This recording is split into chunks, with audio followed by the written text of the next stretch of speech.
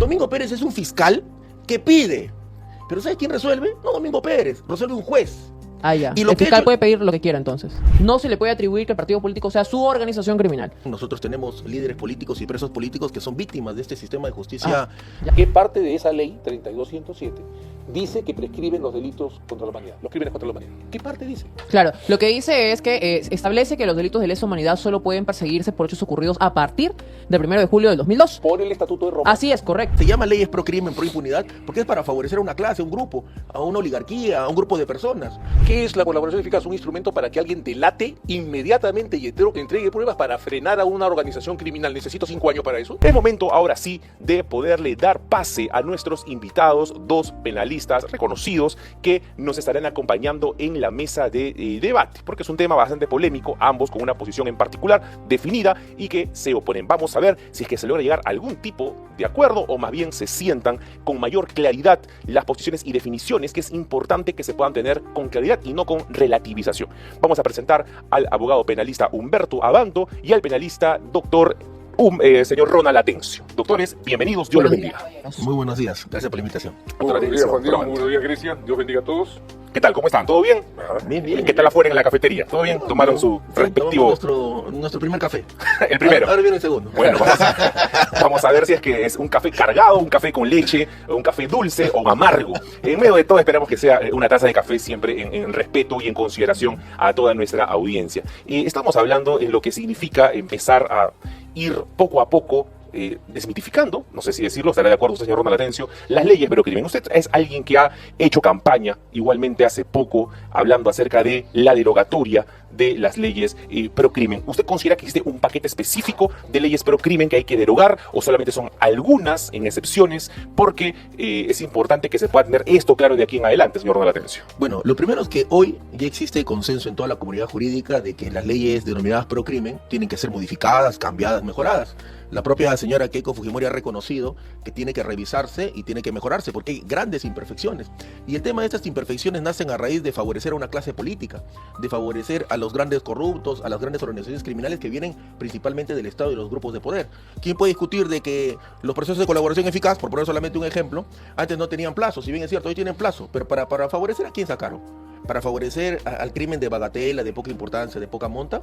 ¿O favorecer a los de Odebrecht, favorecer al Club de la Construcción o tantos otros tipos de empresarios o personas vinculadas a los grupos de poder? Se modificó crimen organizado. Se modificó crimen organizado, pero cuando perjudicaba a quién? A los miembros del Congreso. Cuando perjudicaba a quién? A los grupos de poder, que ni siquiera se adapta al protocolo de Palermo.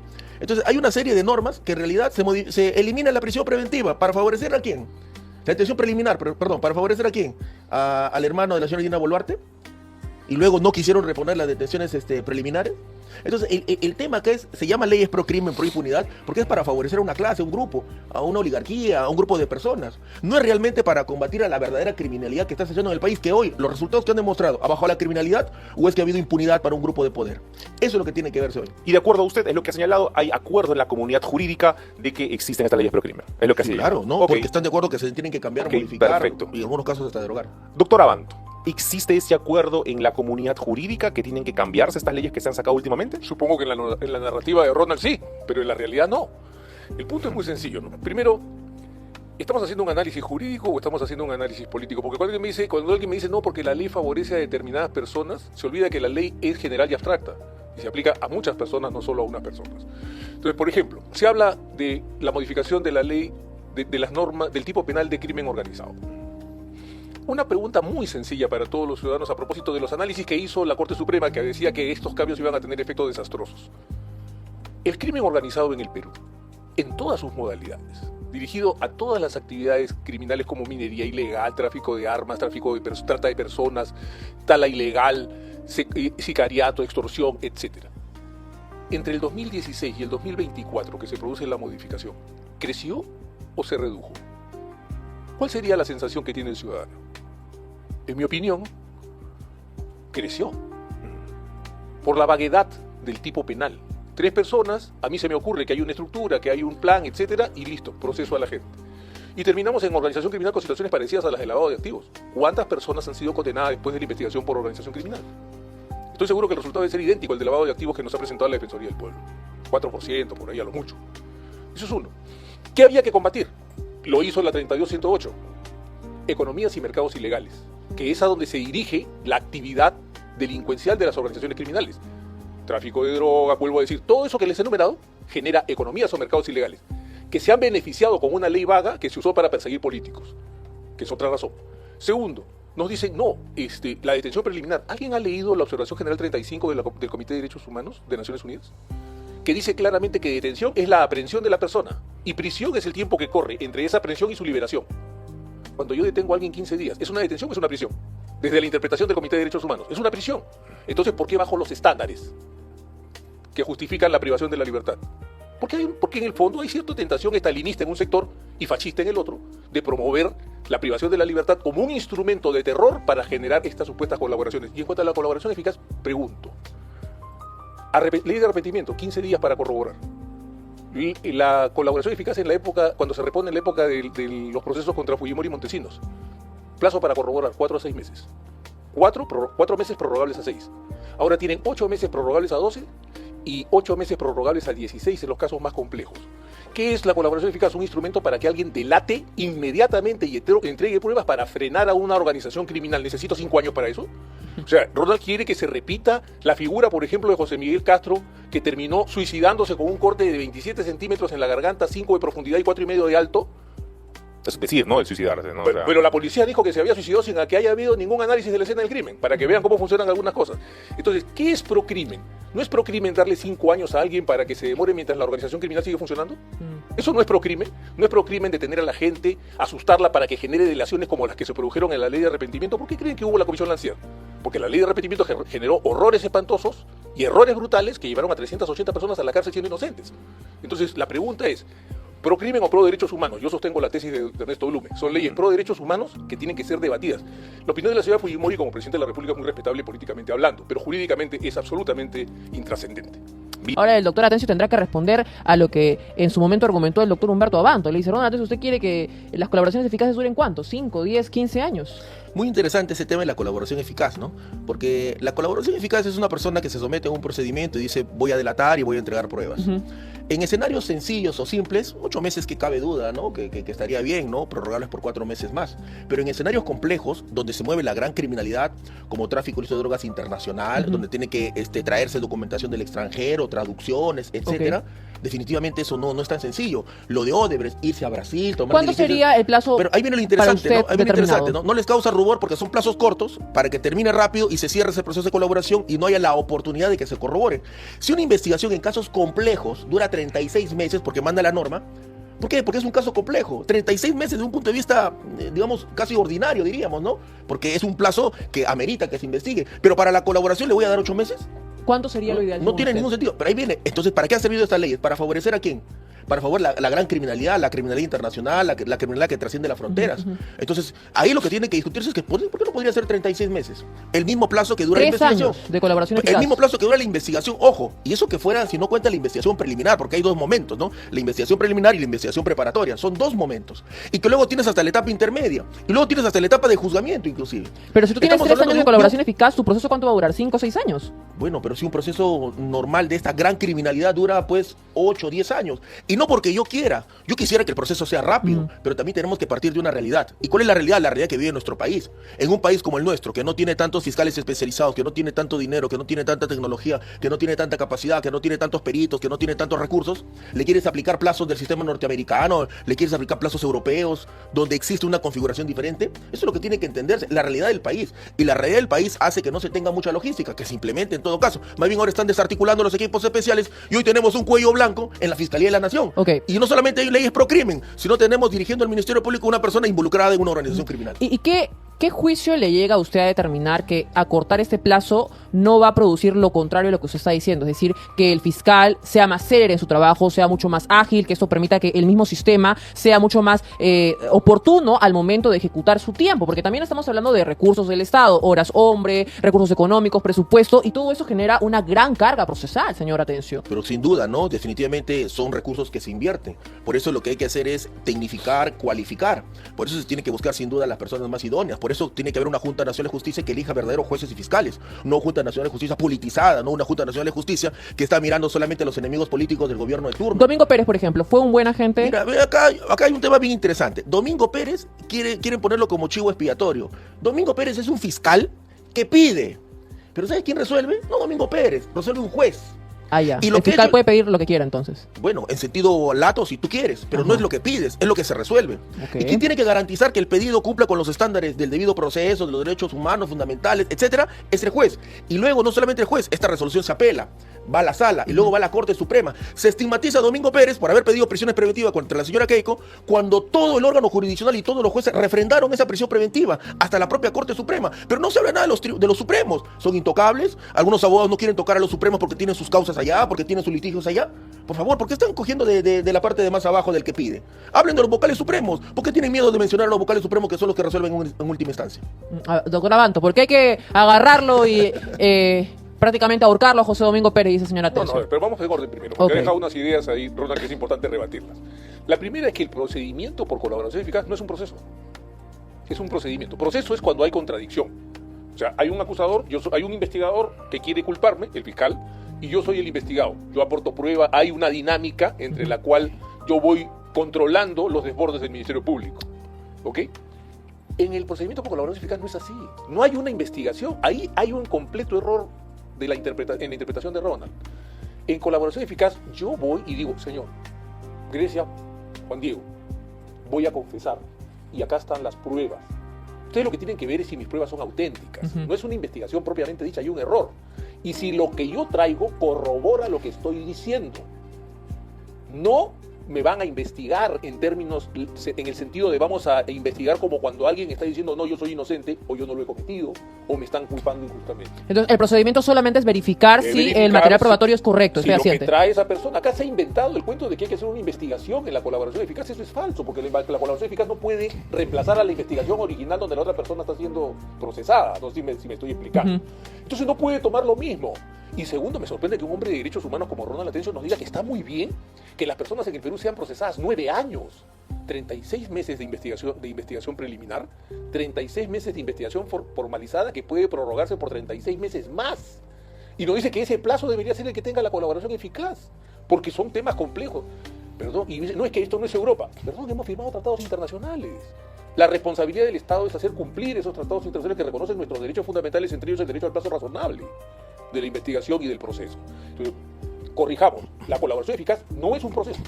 Se le llama mal en el Código de Proceso por colaboración eficaz. Es un procedimiento porque no hay contradicción. Yo solamente, el fiscal le dice, ¿usted es culpable? Sí, soy culpable.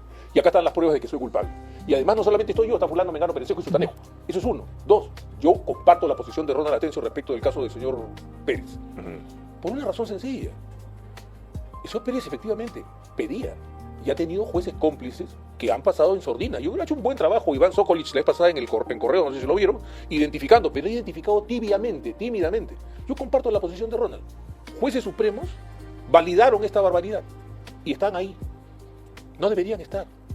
¿Sabe por qué es importante? Y en esto creo que Ronald va a coincidir conmigo. Es importante que no se convierta, porque así como se ha usado desde un sector de la izquierda caviar el instrumento penal para perseguir a quienes no piensan como ellos, esto se puede repetir del otro lado porque el Perú es un país de venganzas y de retaliaciones. Y a mí no me gusta. Yo me he opuesto a esas cosas siempre. Entonces, no le va a gustar a Ronald cuando se cojan estas leyes vagas y persigan a gente de izquierda. Porque no está bien. Ni a la izquierda, ni a la derecha, ni al centro, ni arriba, ni abajo. En ningún lado está bien. Entonces, el punto central es que las leyes tienen que tener precisión, claridad y aplicación neutra políticamente hablando. Pero hay una estigmatización en contra de José Domingo Pérez. ¿Él ha estigmatizado a José Domingo? No, yo creo que él solito ha estigmatizado su trabajo, esa es otra cosa. ¿Cómo así? ¿Cómo se ha autoestigmatizado? ¿Por qué? Porque, a ver, la forma en que llevó adelante una persecución forzando la ley, la forma en que además condujo sus investigaciones, que iba más allá del deber, a atacar, y hoy lo vemos, ¿qué era? Un operador político. ¿Qué hizo apenas salió de la fiscalía? Se convirtió en operador político. Es su derecho. Sí, ahora que está afuera, sí. Lo que estaba mal es que lo haga con la medallita puesta. Ese es el único problema. Pero el criterio lo ha mantenido. O sea, la misma forma de pensar la mantenía mientras tenía la medalla. No se Ah, puede ese quitar la por eso, medalla del corazón. Ese es el problema. No, pero ya sin la medalla no tiene poder público para perseguir a nadie. no puede abusar del poder público. Esa es la única objeción. Y el fiscal tiene la capacidad de realmente pedir lo que quiera y es el Poder Judicial el que tiene que definir los parámetros porque, a ver, tenemos entonces fiscales politizados que van a perseguir a los políticos y que van a hacerse de un trabajo a honores de lo que se le paga a todos los peruanos a ellos. No, O sea, eso critico. Ahí hay que precisarlo. Y entonces me convierto en un operador político desde la fiscalía, me pagan todos los peruanos, vivo del Estado todos los meses y ya el Poder Judicial que se encargue. Eso hay que precisarlo. ¿Así es? El fiscal es garante de la legalidad. Si no garantiza la legalidad, no es fiscal. Entonces ahí sí hay que tener cuidado. Y yo sí creo que esta Junta Nacional de Justicia ha actuado bastante bien, a diferencia de la anterior, que suele ser presentada como si hubiera bajado del cielo.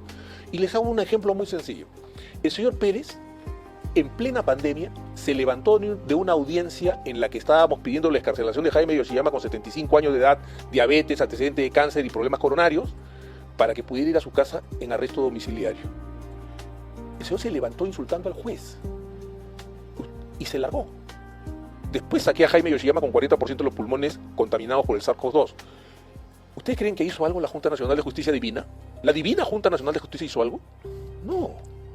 La Divina Junta Nacional de Justicia hizo algo cuando se hizo público que el señor Concepción Carhuancho copiaba hasta con errores ortográficos los requerimientos del señor Pérez para dar sus resoluciones. No. Entonces esa Junta Divina no era tan divina como ustedes verán. Ok, bien. Vamos con otra ley, señor Atencio. Igual usted puede rebatir lo que acaba de mencionar el señor Humberto Banto. La ley 32054, que algunos le han denominado la ley que blinda a los partidos políticos. Dice, si un funcionario, bueno, si algún personaje que forma parte de un partido político o un líder del partido político está siendo investigado, no se le puede atribuir que el partido político sea su organización criminal.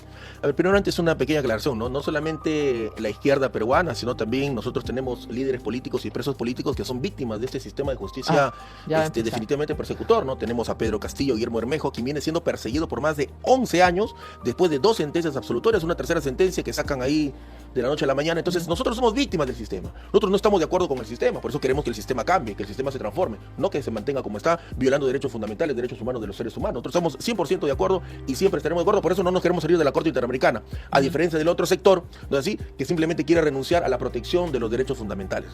Ahora, el tema de los partidos políticos, acá hay que ser claros con algo.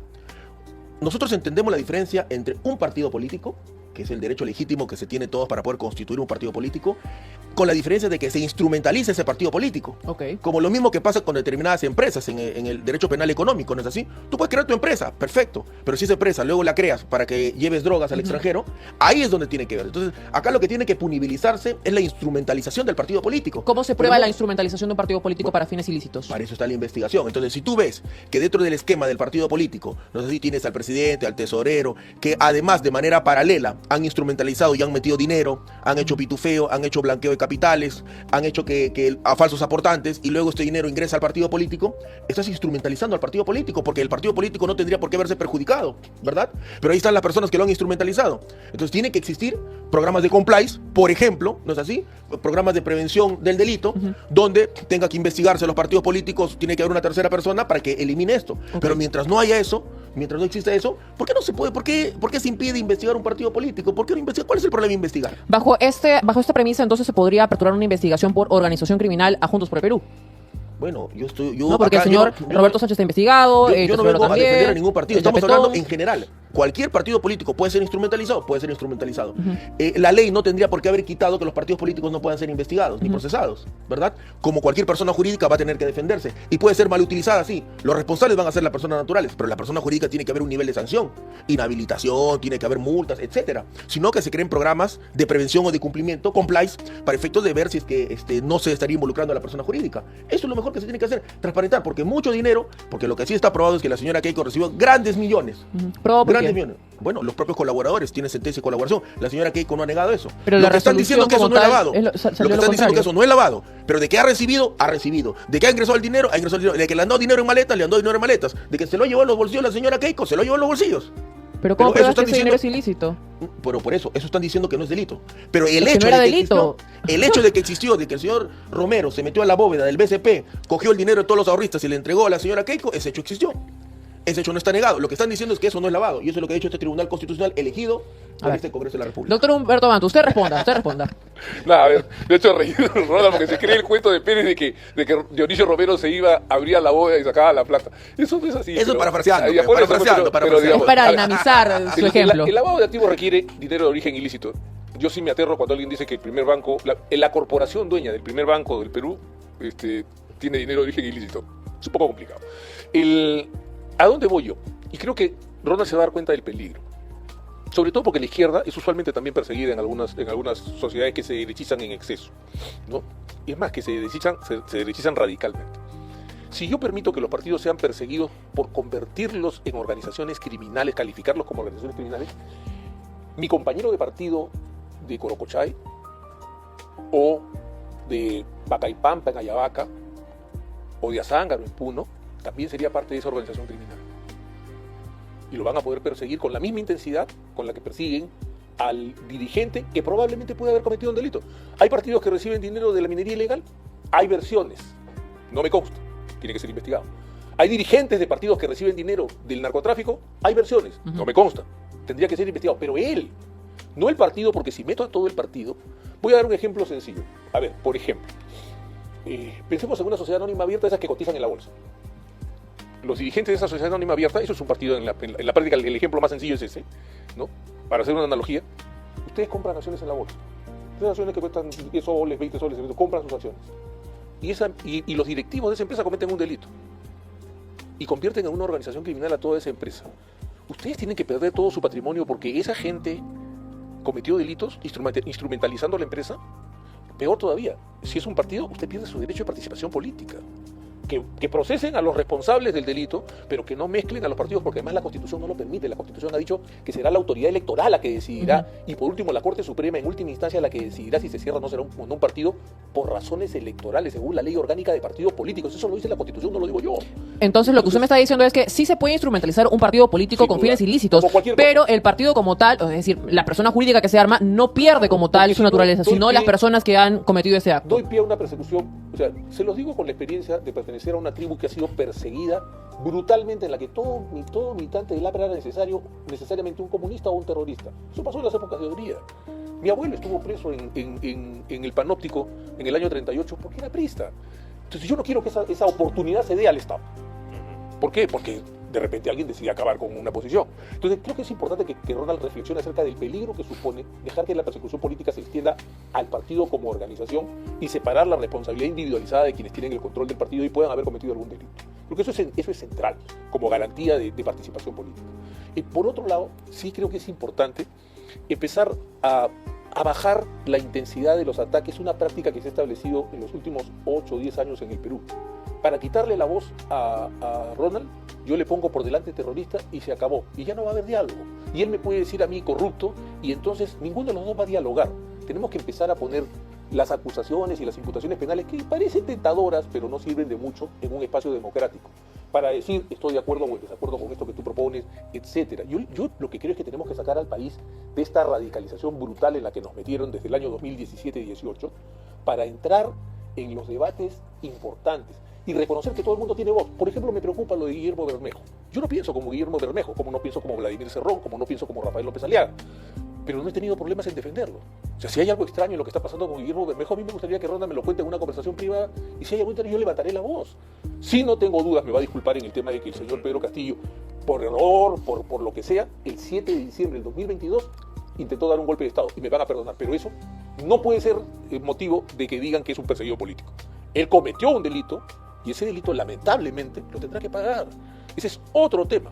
Porque ese cuento de que a Pedro Castillo lo vacaron porque era una inocente criatura, no, hay toda una trama de corrupción alrededor. Su golpe fue para que no llegáramos a las 4 de la tarde de la sesión de la Comisión de Fiscalización donde se iba a presentar a Salatiel Marrufo para revelar una trama de corrupción.